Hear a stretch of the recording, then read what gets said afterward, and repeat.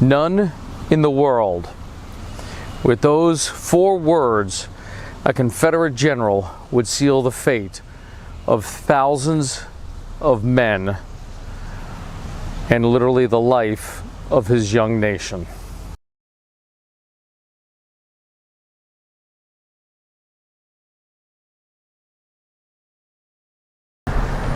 Hello and welcome back to my channel, Civil War Reports. I am your War of the Rebellion reporter, Brian Thomas Kopak, and today I'm outside the Cashtown Inn, which served as General A.P. Hill's headquarters on June 30th, 1863.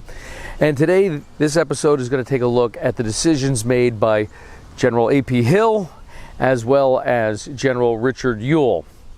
And for today's episode, as I plan to do a number of episodes dealing just with June 30th, today I'm going to focus on General Pettigrew's excursion towards Gettysburg, what he saw, and the decisions that were made here in Cashtown, as well as the decisions made by General Ewell over in Heidlersburg that would affect the Battle of Gettysburg. As I mentioned in episode 3 of Civil War Reports, June 28th would be a pivotal day for both the North and the South. For Robert E. Lee, he would hear that the Army of the Potomac was north of its namesake river, and this was surprising to Lee. He got this information from Longstreet's spy, a gentleman by the name of Harrison, who is profiled in the motion picture Gettysburg. With that information, and really no other information from his main cavalry commander, Jeb Stuart, Lee decides to take the cautionary measure of concentrating his army either here at Cashtown or in Gettysburg. And he sends out orders for the army to begin to concentrate. Richard Ewell, who was stationed in Carlisle and getting ready to attack Harrisburg, had 2 of his divisions on hand up there. One under the command of Robert Rhodes and the other under the command of Allegheny Johnson. His 3rd division under the command of Jubal Early by York, trying to figure out how to cross the Susquehanna River. A.P. Hill would be the first to arrive here at Cashtown, and he would establish his headquarters here at the Cashtown Inn on June 30th, 1863. On that morning, one of his division commanders, General Heath, ordered one of his brigade commanders under the command of Johnson Pettigrew to go and raid Gettysburg under the guise of getting supplies. Jubal Early had come through there just 4 days earlier. Maybe it's possible that the 3rd Corps did not know about that raid, or it could be very well Heath having just trying to cover his butt after the Battle of Gettysburg turned out to be not so favorable for the Confederacy, and just claimed that they were going there to get supplies. The Cashtown Inn is located along modern Old Route 30, which is the road running here to my right, and it was on this road that General Pettigrew's men would travel from Cashtown to Gettysburg. When they arrived here at McKnightstown, they encountered the 55th Virginia, which was part of Colonel Brockenbrow's brigade, and Pettigrew was able to convince the 55th Colonel to join them on his trip into Gettysburg. As General Pettigrew's men were making their way towards Gettysburg, as documented by Pettigrew's aide, Lieutenant Lewis Young, Longstreet's spy Harrison rode past them and went into the town of Gettysburg and came back and reported that there were Yankee cavalry in Gettysburg. Armed with this information, General Pettigrew sent word back to Hill's headquarters in Cashtown, only to receive orders from General Heath stating that it is impossible for Union cavalry to be in Gettysburg at this time, and for him to renew his mission to continue on to Gettysburg to gather supplies.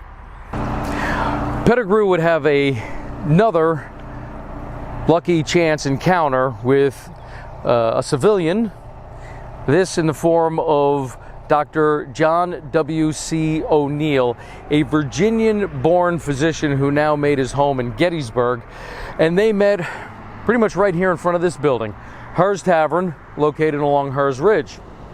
And Pettigrew would question the physician and ask him if there were any Union troops, in fact, in Gettysburg. To which O'Neill replied that he left town at 10 in the morning, at which time there were no Union troops in Gettysburg, and that is probably a very true statement.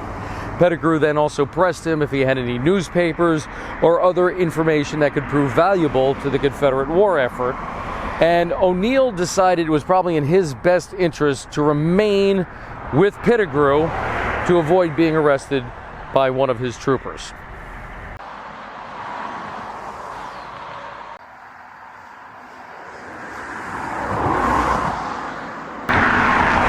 I am now standing just east of Willoughby Run, which is a stream that crosses modern-day Route 30, also known as the Chambersburg Pike, during the Battle of Gettysburg. And it was right around this general area that there was a toll booth set up at the time. And one can only imagine what kind of revenue would have been made had every Confederate soldier and wagon adhered to the required toll, but that's a whole nother story. When Pettigrew's men made it about this far, they could see 400 yards ahead of them where the statue for General Reynolds and General Buford now stand today. They could see what appeared to be Yankee cavalry of the Army of the Potomac, so it appears that Harrison's information was correct. Pettigrew, not wanting to bring on a general engagement, decided that being armed with this information, that yes, in fact, there is Yankee cavalry in Gettysburg, turned his men around and began returning to the Cashtown area. As General Pettigrew's men were returning from Gettysburg, heading back towards A.P. Hill's headquarters at Cashtown, the very rear of his brigade were two of his staff officers, Lieutenant Young and Lieutenant Robertson. And they reported that as they were heading back away from Gettysburg, they noticed Union cavalry following them, remaining at a distance of about 300 to 400 yards. The two staff officers would occasionally stop and turn their horses long ways, blocking the road, and they noticed that when they stopped, so did the Yankee cavalry. And this shadow movement would continue for about 4 miles out of town until they got to roughly here, Marsh Creek, at which point the two staff officers and Pettigrew's brigade were able to continue their march back towards Cashtown unmolested without Yankee cavalry following them. Once General Pettigrew returned to the Cashtown area, a rather intense meeting took place between himself and his aide, Lieutenant Young, and it was basically versus General Heath and General Hill. Now, I don't know exactly where this meeting took place, but author Harry Fans, in his book Gettysburg the First Day, indicates that the meeting basically started off with Pettigrew and Heath, and author Fans states that Hill rode up and joined the meeting. And as I mentioned, these four men, the three generals and the lieutenant, really had somewhat of a heated conversation between Pettigrew and Young, stating that they saw cavalry, and Heath and Hill, who remained here in Cashtown, saying that's basically impossible. Even A.P. Hill was quoted as saying the Army of the Potomac is not up. Of course, the division commander and the corps commander would win this argument, and Heath asked for permission to take not only Pettigrew's brigade back to Gettysburg, but his entire division. And when he turned to A.P. Hill and said, "Can I go to Gettysburg? Do you have any objection to me going to Gettysburg and obtaining the shoes?" Hill's response was, "None in the world." I want to point out that decision to go get shoes was written in his after-action report. That may not have been the real reason, but it may have been his way of covering his butt after the Battle of Gettysburg was over. And now let's take a look at the meeting that took place with General Ewell and some of his generals a few miles away in Heidlersburg.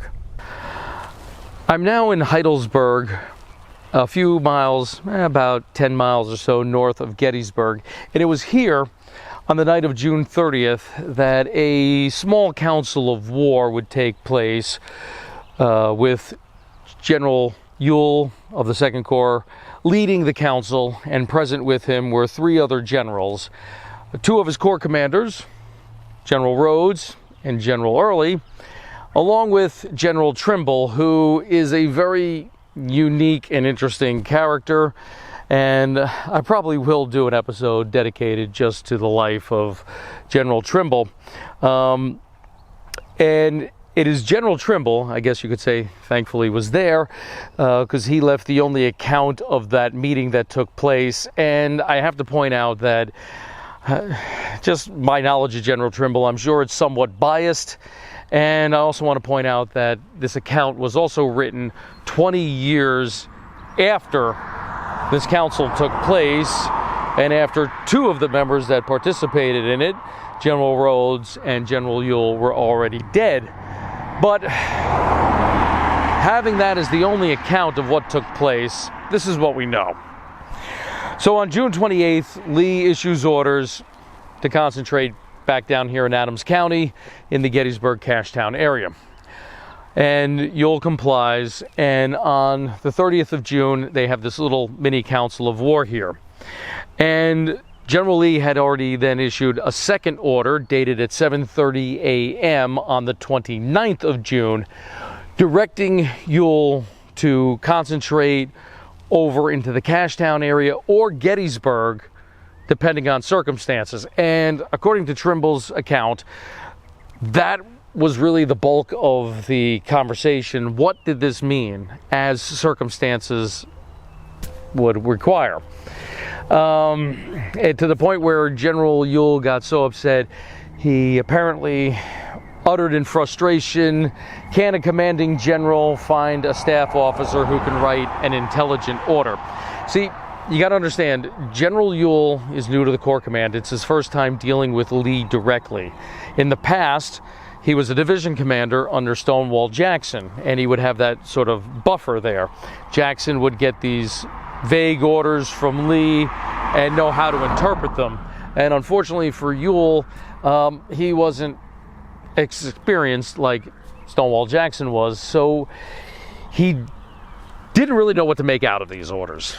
But it was decided at the meeting here in Heidlersburg, the line of march that his 2 divisions would take. With Allegheny Johnson heading down the way they came, the line of march decided for Rhodes' division and for Early's division, and having these somewhat vague orders of going to Cashtown or to Gettysburg if the situation warranted, hearing the sound of the battle, well, unfortunately, the fate was sealed. They would hear the roar of the cannon, and that's where they would direct their march to. It also didn't help that what would turn out to be Heath's division going into Gettysburg, it would really be almost, you could say, a full-scale invasion of Gettysburg, because following Heath's division on July 1st was also General Dorsey Pender's division. So on July 1st, what happened was exactly what Lee did not want: a general engagement before the Confederate Army was concentrated. For Civil War Reports, I am your War of the Rebellion reporter, Brian Thomas Kopak. Until next time, thank you for watching.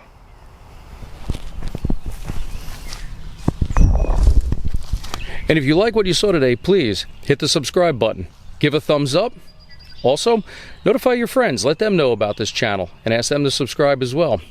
If you like, you may leave a question or a comment below, and perhaps I will answer your question in a future episode of Civil War Reports. Until next time, please keep the history alive.